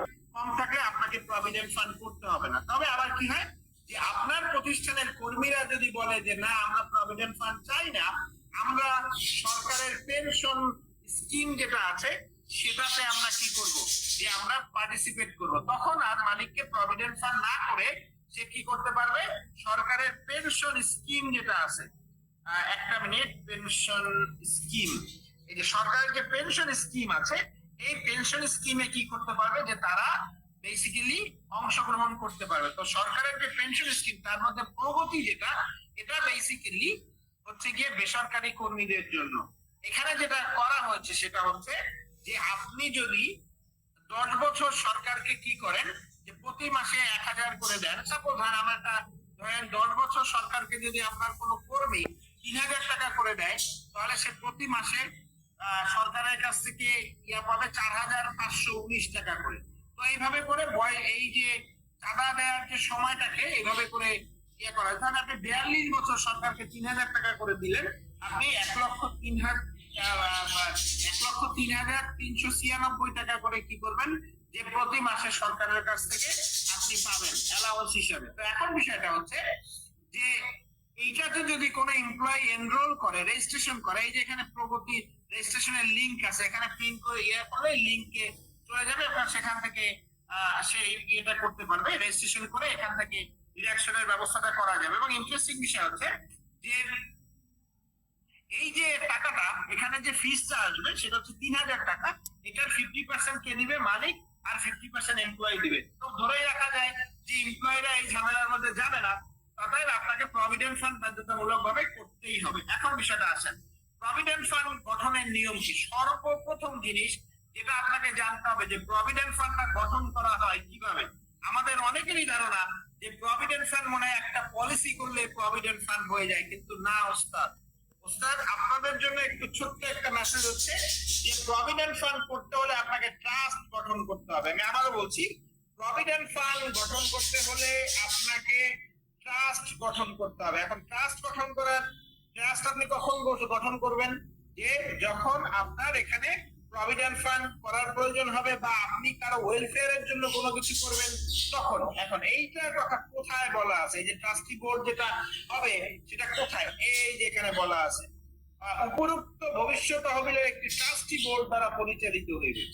এখন দেখেন ট্রাস্টি বোর্ডটা কিভাবে আপনি গঠন করবেন, এটা আমি সম্পূর্ণ বলে দিচ্ছি। প্রথম আসে একটা প্রভিডেন্ট ফান্ড গঠনের নিয়মটা কি। প্রথম নিয়ম হচ্ছে যে আপনাকে একটা কোম্পানি রেজুলেশন করতে হবে, 1 নাম্বার। 2 নাম্বার হচ্ছে আপনাকে যেটা করতে হবে সেটা হচ্ছে যে প্রভিডেন্ট ফান্ডের জন্য একটা ট্রাস্ট ডিড করতে হবে, একটা ট্রাস্ট রুলস করতে হবে, এবং এগুলো আপনি 300-600 টাকার স্ট্যাম্পে প্রিন্ট দিতে হবে। দেওয়ার পরে তারপরে আপনি একটা যে কোনো বাংলাদেশের একটা লিস্টেড ব্যাংকের কাছে যাবেন, গিয়ে বলবেন যে আমি আমার প্রভিডেন্ট ফান্ডের জন্য একটা ব্যাংক অ্যাকাউন্ট ওপেন করব। তখন ওনারা কি করবে, যে একটা ব্যাংক অ্যাকাউন্ট আপনার জন্য ওপেন করে দিবে, এবং সেই ব্যাংক অ্যাকাউন্ট ওপেন করার পরে, দেন একটা মিনিট আমাকে একটু সময় দেন, আমি এই যে এখানে দেখতে পাচ্ছেন, এবং এইটা যেমন Haier Bangladesh limited employees gratuity fund, তো আপনার প্রভিডেন্ট ফান্ডের জন্য করলে তখন প্রভিডেন্ট ফান্ডের একটা ব্যাংক অ্যাকাউন্ট আপনাকে ওপেন করতে হবে। ওপেন করে আপনি কি করবেন, যে ওখান থেকে এই সার্টিফিকেটটা নিয়ে আসবেন। নিয়ে আসার পরে এরপরে আপনি এনবিআর এর অ্যাপ্রুভালের জন্য জমা দিবেন। এনবিআর অ্যাপ্রুভালের জন্য মোরাললেস 19টা ডকুমেন্ট লাগে। কি কি লাগে, আপনার trade licence, TIN, BIN, incorporation certificate, memorandum of association, article of association, তারপরে হচ্ছে লাস্ট 2 ইয়ার্স এর অডিট রিপোর্ট, লাস্ট 108 এর রিটার্ন, তারপরে লাগবে হচ্ছে আপনার ট্রাস্ট ডিড, ট্রাস্ট রুলস এর ফটোকপি 5 কপি করে, ব্যাংক সার্টিফিকেট লাগবে, এমপ্লয়ি স্যালারি শিট লাগবে, তারপরে হচ্ছে কি এমপ্লয়ীদের স্যালারি শিট ছাড়াও যেটা লাগবে সেটা হচ্ছে এমপ্লয়ীদের লিস্ট লাগবে, তারপরে হচ্ছে ট্রেড লাইসেন্স লাগবে। এরকম প্রায় 17টার মতো ডকুমেন্ট, যেগুলো আপনার বোর্ড রেজুলেশনের কপি, ডেমো অ্যাপ্লিকেশন ফর্ম, এরকম 17 থেকে 19টার মতো ডকুমেন্ট আপনাদের লাগবে। এই ডকুমেন্ট দিয়ে এনবিআর এ অ্যাপ্রুভাল দিবেন এবং মোটামুটি আপনার খরচ 1,30,000 মতো আপনাকে সরকারি খরচ অফিসে খরচ করতে হয়। 1,30,000 থেকে 1,40,000 টাকা খরচ করার পরে আপনি অ্যাপ্রুভাল পেয়ে যাবেন। অ্যাপ্রুভালের কপিটা দেখতে এমন হয়, এই যে দেখেন, সবাই দেখেন, অ্যাপ্রুভালের কপিটা দেখতে এমন হয়, এই যে দেখা যাচ্ছে হাতের ডান পাশে, যে এইরকম একটা অ্যাপ্রুভালের কপি আপনাকে এনবিআর থেকে দিবে। এই এনবিআর এর এখান থেকে যখন আপনি কপিটা পেয়ে যাবেন, কপিটা পেলে তারপরে আপনি এমপ্লয়ীদের স্যালারি থেকে টাকাটা ডিডাক্ট করতে পারবেন, তাদের কাছ থেকে অ্যাপ্লিকেশন নেবেন, নিয়ে মেম্বার করে তাদের কাছ থেকে তাদের স্যালারি শিট থেকে টাকাটা কাটবেন। কত পার্সেন্ট কাটতে পারবেন? সর্বোচ্চ 8%, সর্বনিম্ন 7% হারে আপনি ডিডাকশন করতে পারবেন। এরপরে আসেন কোন কোন ল ফলো করতে হবে আপনাকে। আপনাকে কন্ট্রাক্ট অ্যাক্ট ফলো করতে হবে, আপনাকে ট্রাস্ট অ্যাক্ট ফলো করতে হবে, লেবার ল ফলো করতে হবে, লেবার রুলস ফলো করতে হবে, ইনকাম ট্যাক্স অ্যাক্ট ফলো করতে হবে, ইনকাম ট্যাক্স রুলস ফলো করতে হবে। করার পরে যেটা হচ্ছে এই ট্রাস্টি বোর্ডটা গঠন করবেন কিভাবে। ট্রাস্টি বোর্ডে 3 জন থাকবে মালিক পক্ষের সদস্য, 3 জন থাকবে শ্রমিক পক্ষের সদস্য, চেয়ারম্যান থাকবে বাংলাদেশ সরকারের পক্ষ থেকে। এবং এখানে একটা জিনিস মনে রাখবেন যে প্রভিডেন্ট ফান্ডের ক্ষেত্রে যে আপনার মালিক পক্ষের যারা থাকবেন তাদেরকে মালিক নমিনেট করবেন, আর এমপ্লয়ীদের পক্ষে যারা থাকবে তাদেরকে সিবিএ অথবা যেটা হচ্ছে যে আপনার প্রতিষ্ঠানে সিবিএ না থাকলে সেক্ষেত্রে আপনার একটা প্রোভাইড করবে, আপনার প্রতিষ্ঠানের যে পার্টিসিপেশন কমিটি আছে তারা প্রোভাইড করবে। আপনার এখানে যেটা হবে যে প্রতি 4 মাস পর পর একটা করে মিটিং হবে, একটা করে ট্রাস্টি বোর্ডের মিটিং হবে। এই মিটিংটা বেসিক্যালি এখানে যে লোকগুলো থাকবে তাদের মধ্যে একজন চেয়ারম্যান থাকবেন, একজন ভাইস চেয়ারম্যান, একজন সেক্রেটারি, আর বাকি সবাই থাকবেন হচ্ছে সদস্য হিসাবে। তো এটা চেয়ারম্যান এই মিটিংটা কল করবেন এবং সে সকল কিছুতে অনুমোদন প্রদান করবেন। এরপরে আসেন যে বিষয়টা, সেটা হচ্ছে যে ট্রাস্টি বোর্ডের মিটিং কতদিন পর পর হয়? 4 মাস পরে পরে হবে। ইমার্জেন্সি মিটিং করলে 3 দিন আগে মিটিং কল করতে হবে, আর যদি নর্মাল মিটিং হয় তাহলে 7 দিন আগে আপনাকে মিটিং কল করতে হবে। আরেকটা বিষয় হচ্ছে গিয়ে যে আপনার এখানে প্রভিডেন্ট ফান্ডের মেম্বার কারা হবে। প্রভিডেন্ট ফান্ডের মেম্বার শুধুমাত্র স্থায়ী কর্মীরা হবে এবং বাংলাদেশিরা হবে। বিদেশিদের হওয়ার ক্ষেত্রে একটা প্রবলেম আছে, কারণ বিদেশিরা যারা আসে বাংলাদেশে তারা অধিকাংশই কিনা স্থায়ী কর্মী না। স্থায়ী কর্মী ছাড়া অন্য কোনো কর্মী প্রভিডেন্ট ফান্ডের মেম্বার হতে পারবে না। এখান থেকে যেটা করা যাবে সেটা হচ্ছে যে প্রতি মাসের আপনি যে মাসের টাকাটা কেটে নেবেন, সাপোজ ধরেন এখন কি মাস, নভেম্বর মাস, নভেম্বর মাসের টাকা যদি আপনি স্যালারি থেকে ডিডাকশন করেন তাহলে এই টাকাটা ডিসেম্বর মাসের 15 তারিখের মধ্যে ব্যাংক অ্যাকাউন্টে জমা দিতে হবে। যদি ব্যাংক অ্যাকাউন্টে আপনি এই টাকাটা জমা না দেন তাহলে যেটা হচ্ছে 15 তারিখের মধ্যে, তাহলে আপনাকে 25% জরিমানা দিতে হবে। সাপোজ ধরেন 10 লক্ষ টাকা, ধরেন 1 লক্ষ টাকাই ধরেন, 1 লক্ষ টাকা আপনি দিতে 15 তারিখের মধ্যে জমা দিলেন না, তাহলে আপনাকে যেটা করতে হবে সেটা হচ্ছে যে 25% জরিমানা আপনাকে বাধ্যতামূলক ভাবে দিতে হবে। 1 লক্ষ টাকার 25% মানে হচ্ছে কত? 25,000 টাকা আপনাকে জরিমানা আকারে দিতে হবে এটার জন্য। তো এটা একটু কেয়ারফুলি মনে রাখবেন।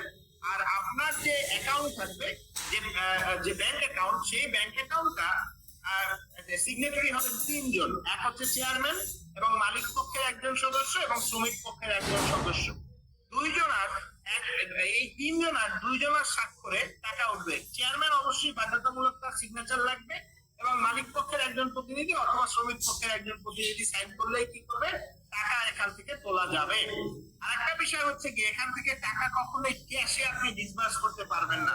আপনি যেটা হচ্ছে টাকাটা আপনাকে ডিসবার্স করতে হবে হচ্ছে গিয়ে ব্যাংক ড্রাফট, পে অর্ডার, তারপর হচ্ছে ক্রস চেক, অথবা আপনি যেটা করবেন সেটা হচ্ছে মানি অর্ডারের মাধ্যমে টাকাটা ডিসবার্স করবেন। এছাড়া অন্য কোনো ভাবে আপনি এই অর্থ ডিসবার্স করতে পারবেন না। আপনি কখনোই ক্যাশে কোনো টাকা প্রভিডেন্ট ফান্ড থেকে ডিসবার্সমেন্ট করতে পারবেন না। এবার বিষয় হচ্ছে প্রভিডেন্ট ফান্ডের বোথ পার্টি কন্ট্রিবিউশনের টাকা ভাইয়া আমি কখন নিতে পারবো? পারবেন আপনি যখন আপনার চাকরির বয়স 2 বছর হবে, তখন আপনি বোথ পার্টি কন্ট্রিবিউশনের অর্থ নিয়ে চলে যেতে পারবেন। শুধুমাত্র মনে রাখবেন যে দুইটা ক্ষেত্র ছাড়া বাকি সকল ক্ষেত্রে চাকরির বয়স বাধ্যতামূলক ভাবে 2 বছর হইতে হবে। দুটো ক্ষেত্রে কি কি? একটা হচ্ছে ডেথ, আমি আবার বলছি, একটা হচ্ছে ডেথ, আর একটা হচ্ছে যদি অর্গানাইজেশন বন্ধ হয়ে যায় তাহলে আপনার চাকরির বয়স 2 বছর না হলেও আপনি মালিকের বোথ পার্টি কন্ট্রিবিউশনের অর্থ নিয়ে যেতে পারবেন। এখন বিষয় হচ্ছে ভাইয়া আমি প্রভিডেন্ট ফান্ডে মেম্বার কখন হইতে পারবো? আপনি প্রভিডেন্ট ফান্ডে মেম্বার হতে পারবেন আপনার চাকরির বয়স 1 বছর হওয়ার পরে। আপনি প্রভিডেন্ট ফান্ডের মেম্বার হতে পারবেন। তার আগে আপনাকে প্রতিষ্ঠান মেম্বারশিপ দিতে বাধ্য থাকিবে না। এবার আসেন যেটা হচ্ছে লোন। এই প্রভিডেন্ট ফান্ড থেকে যেটা করা যাবে সেটা হচ্ছে লোন নেওয়া যাবে। লোনটা কিভাবে নেবেন? লোনটা নিতে পারবেন হচ্ছে গিয়ে আপনি টোটাল অ্যামাউন্টের 80% খানে কি করবেন, আপনি লোন নিতে পারবেন, এবং এই 80% যে টাকাটা আপনার এবং মালিকের জমা হবে সেটার 80% টাকা আপনি কি করবেন, লোন আকারে নেবেন, এবং আপনি যতগুলো কিস্তি, সর্বোচ্চ 60টা কিস্তিতে অর্থ ফেরত দিতে পারবেন। এই 60টার মধ্যে যেটা একটা অতিরিক্ত কিস্তি যেটা দিবেন, সেই কিস্তিটাই কি হবে, যে আপনার সুদ হিসাবে বিবেচিত হবে। ঠিক আছে, এটা একটা বিষয় গেল। তারপরে আসলে এই টাকা ইনভেস্টমেন্ট করা যাবে কোথায়? আপনি বন্ড কিনতে পারবেন, আপনি সঞ্চয়পত্র কিনতে পারবেন, জমি কিনতে পারবেন, এবং সরকারের যে কোনো সংস্থা থেকে আপনি যেটা করতে পারবেন সেটা হচ্ছে যে সরকারের যে কোনো সরকারি প্রতিষ্ঠানে আপনি ইনভেস্টমেন্ট করতে পারবেন। এই জায়গাগুলোতে ইনভেস্টমেন্ট করা যাবে। আপনাকে আপনার টোটাল টাকার অ্যাটলিস্ট 50% টাকা কি করতে হবে, ইনভেস্টমেন্ট করতে হবে, এবং যে সুদ পাওয়া যাবে সেই সুদটা সবার মধ্যে আনুপাতিক ভাবে ভাগ করে দিতে হবে। আরেকটা বিষয় হচ্ছে ট্রাস্টি বোর্ডের মেয়াদ থাকবে হচ্ছে 2 বছর। আমি আবার বলছি, আপনার ট্রাস্টি বোর্ডের মেয়াদ থাকবে 2 বছর। আর যেটা হচ্ছে যে এই যে এখানে একটা ইম্পর্টেন্ট বিষয় আছে, যে যখন আপনি প্রভিডেন্ট ফান্ডের অ্যাপ্রুভাল এনবিআর থেকে পেয়ে যাবেন, তখন আপনাকে আরেকটা কাজ করতে হবে, সেটা হচ্ছে আপনাকে এই সিএসএস আন্ডারে যেটা করতে হবে, একটা ইটিন নাম্বার ওপেন করতে হবে, কারণ এখানে ট্যাক্সের বিষয় আছে, ট্যাক্স ডিডাকশনের বিষয় আছে। এই জন্য আপনাকে ইটিন করে তারপরে এটার যত ট্যাক্স ডিডাকশন আছে সেই ধরনের ডিডাকশন গুলো করতে হবে। এটা মোটামুটি আমি একটা ছোট আইডিয়া আপনাকে দেওয়ার চেষ্টা করেছি যে কিভাবে করতে হয়, কারণ আপনারা অনেকেই জানেন না যে কিভাবে করতে। আপনাকে মালিক জিজ্ঞাসা করলে আপনি কিছুই বলতে পারবেন না। তো এখন আমি আপনাকে শিখিয়ে দিলাম। এখন আপনি কি করবেন, যে এই জিনিসটা সবাইকে বলবেন যে এইভাবে করতে হয়। আরেকটা বিষয় বলে দেই, যদি আপনাদের কারো কখনো লিগ্যাল হেল্প লাগে যে প্রভিডেন্ট ফান্ড করার জন্য, আমাকে ডাইকেন, আমি আপনাদেরকে সার্ভিস দিব। আর একটা বিষয় হচ্ছে যে ধরেন আপনি কোনোভাবেই প্রভিডেন্ট ফান্ডের বিষয়টা মালিককে বোঝাতে পারছেন, তখন আপনি আমাকে ফোন দিয়েন যে স্যার একদিন আমার ফ্যাক্টরিতে আসেন, আমার মালিককে একটু জিনিসটা বুঝিয়ে দিয়ে যান। তখন আমি যেটা করব, অবশ্যই আপনার ফ্যাক্টরিতে গিয়ে আপনাকে আমি সার্ভিস দিব। এবং একটা জিনিস বলে দেই, যে আপনারা একটা জিনিস মনে রাখবেন, যেটা হচ্ছে যে আপনারা এই কোর্সের পরেও যদি কখনো আপনাদের কোনো সমস্যা হয়, আপনারা দয়া করে কি করবেন, যে আমাকে ফোন দিবেন, এবং সেই যে কোনো বিষয়ে যে কোনো সময় আমার কাছে হেল্প দিতে পারবেন। এবং এটা যে কোনো সময় আমার কাছ থেকে পাওয়া যায়। মাঝে মধ্যে আমি খুব ব্যস্ত থাকি, আমাকে হোয়াটসঅ্যাপে মেসেজ দিয়ে রাখবেন, আমি আপনাকে চেষ্টা করবো 100% আপনাকে ফোন করার জন্য। এটা আমি আসলে ভলেন্টারি ভাবেই বেসিক্যালি করে থাকি। তো আমি আশা করি যে এটা আপনার জন্য আমি করবো। তো এটা একটা বিষয়। আরেকটা বিষয় হচ্ছে, এটা গেল প্রভিডেন্ট ফান্ডের বিষয়টা। Provident fund is absolutely complete, এটা গেল। তারপরে যেটা হচ্ছে প্রভিডেন্ট, আচ্ছা একটা মিনিট আমাকে একটু সময় দেন। এবার ছোট ছোট কিছু শাস্তির বিষয়টা, সরকার কিছু বিষয়ে শাস্তি পরিবর্তন করেছে।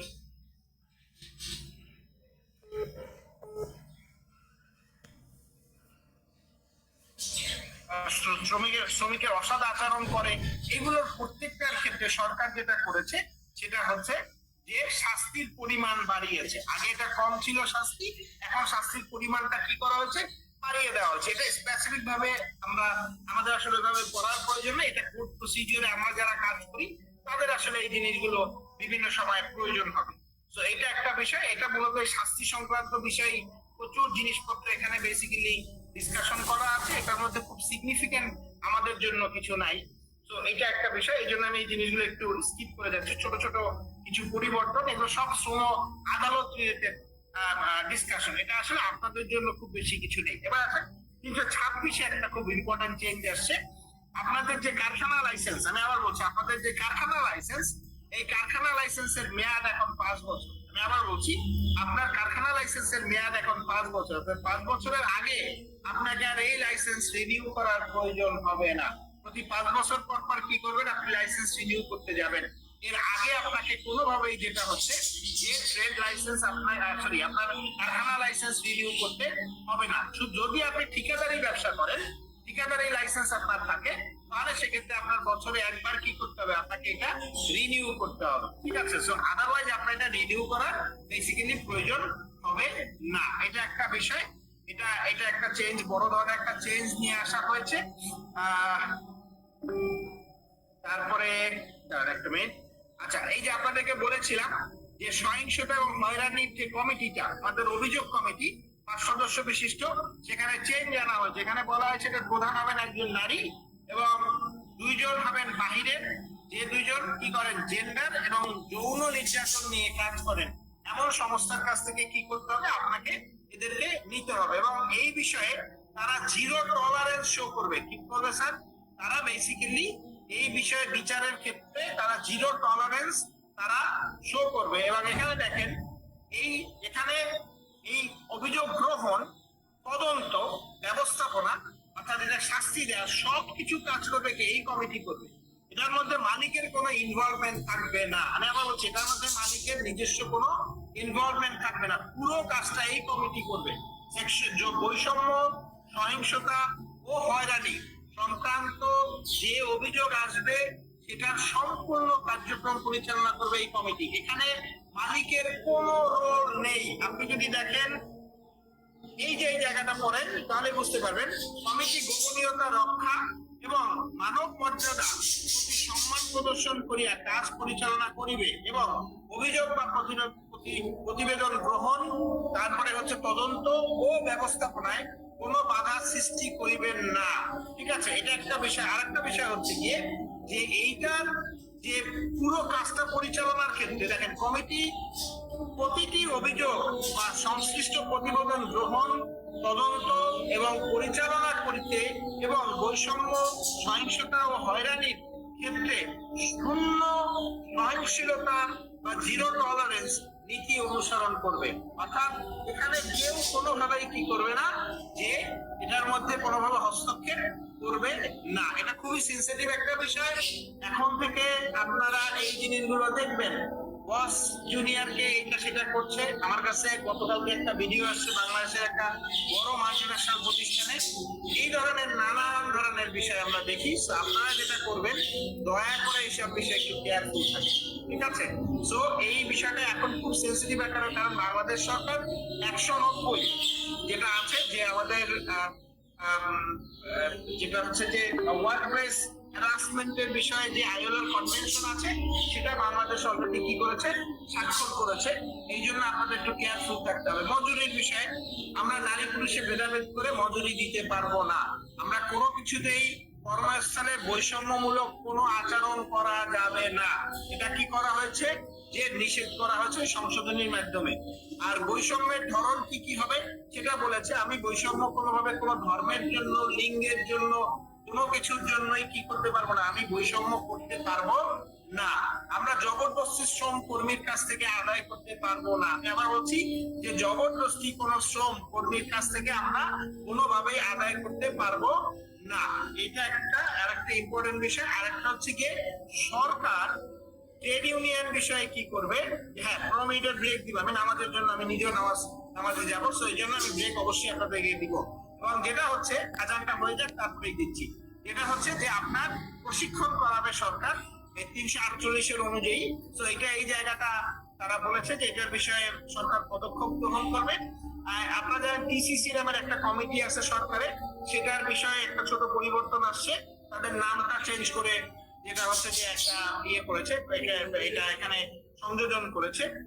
আর যৌথ দর কষাকষি প্রতিনিধির জন্য আপনারা জানেন যে সামাজিক সংলাপ, এটার বিষয়ে একটা সেকশন এখানে নতুন করে অ্যাড করা হয়েছে। আমরা যেটা বলেছিলাম যে বিকল্প বিরোধ নিষ্পত্তি, এই যে আমি আপনাদেরকে বলেছিলাম একটু আগে যে অবসরপ্রাপ্ত একজন জেলা জাজ, যে একজন বিচারক এবং শ্রম যে কর্তৃপক্ষ গুলো আছে তাদের মধ্যে থেকে একটা বডি তৈরি করা হবে এবং এই বডিতে সব ধরনের ডিসপিউট ম্যানেজমেন্ট করা হবে। এটা বেসিক্যালি একটা বড় ধরনের চেঞ্জ নিয়ে আসা হয়েছে। এবার আসেন আমরা একদম শেষের দিকে, আপনাদের পেছনে কোনো কারণ নেই। যেটা হচ্ছে যে এখানে আমাদের স্থায়ী যে অক্ষমতা, এটা আগে ছিল 6টা। আমাদের আগে 6টা বিষয়কে স্থায়ী অক্ষমতা ধরা হতো। আপনারা যারা কর্পোরেটে কাজ করেন তাদের জন্য বলছি, এখন আপনাকে টোটাল 11টা বিষয়ে আপনাকে যেটা করতে হবে ইন্স্যুরেন্স করতে হবে। এর মধ্যে এই 10টা এখানে দেয়া আছে, এই 10টার বিষয়ে কি করতে হবে? আপনাকে বাধ্যতামূলক ভাবে ইন্স্যুরেন্স করতে হবে। গ্রুপ ইন্স্যুরেন্স আর একটা জিনিস, সেটা হচ্ছে মৃত্যু। এটা আগে 6টা ছিল, এখন এটাকে 10টা করা হয়েছে, আর এর সঙ্গে মৃত্যুটা অ্যাড হয়েছে। আগে ছিল 7টা মৃত্যু সহ, আর এখন মৃত্যু সহ 11টা বিষয়ে আপনাকে কি করতে হবে, যে গ্রুপ ইন্স্যুরেন্স প্রোভাইড করতে হবে। ঠিক আছে, এটা আর এই যে এই জায়গাতে কিছু অল্প কিছু পার্সেন্টেজের চেঞ্জ হয়েছে, খুব একটা সিগনিফিকেন্ট কিছু না। যেটা হয় যে ওই যে আগে আমরা 2.5 লক্ষ টাকাটাকে ভাগ দিয়ে যে পার্সেন্টেজটা দিতাম, সেটাকে 20%-কে 25 করা হয়েছে, অনেক জায়গায় 30 করা হয়েছে, অনেক জায়গায় 10%-কে 30% করা হয়েছে। এরকমের কিছু যেটা হচ্ছে যে পরিবর্তন এখানে নিয়ে আসা হয়েছে, খুব সিগনিফিকেন্ট কিছু আসলে এখানে নাই। আর একটা জিনিস হচ্ছে গিয়ে যে পেশাগত ব্যাধি, এটার মধ্যে কিছু জিনিস কি করা হয়েছে, পরিবর্তন করা হয়েছে। আর এই যে আমি যে জিনিসগুলো আপনাদেরকে পড়ালাম, এটা একটা ছোট্ট সামারির মতো এখানে করে দিয়েছে। অনেক সময় এটা ভুলভাল হয়, অনেকে বুঝতে পারে না, এই জায়গাটা একটা ছোট্ট সামারি করে দিয়েছে। যদিও এটা কি আছে যে আমাদের শ্রম আইনের 151 ধারায় এই জিনিসটা বলে দেয়া আছে, তারপরে এখানে একটা ছোট সামারি আকারে এটা অ্যাড করে দেওয়া হয়েছে। তো আর যেটা হচ্ছে কিছু ডিজিজের কিছু লিস্টে কিছু ডিজিজ বৃদ্ধি করা হয়েছে। এর বাইরে আসলে আর কোনো সিগনিফিকেন্ট অ্যামেন্ডমেন্ট বলতে আর কিছু আমাদের এই শ্রম আইনে আসেনি। সো আমি মনে হয় আপনাদেরকে পুরোটা বোঝাতে পেরেছি। আমি চেষ্টা করেছি ভাই আপনাদেরকে 100% বোঝানোর জন্য, এবং আমার মনে হয় না যে আপনাদের কোনো ইয়ে থাকতে পারে যে ভাই আপনি মনে হয় বোঝাতে পারেন না বা এই ধরনের কিছু। ভাই আমি সর্বোচ্চ পরিমাণ চেষ্টা করেছি। আপনাদের যেটা হচ্ছে নামাজের পরে আমরা আপনাদের প্রত্যেকটা প্রশ্নের উত্তর ইনশাল্লাহ আমি দিব। আপনারা যেটা করবেন সেটা হচ্ছে একটু নামাজে যাবেন, আমরা একটা 15 মিনিটের নামাজের বিরতি নেই। ঠিক আছে, আমরা ধরেন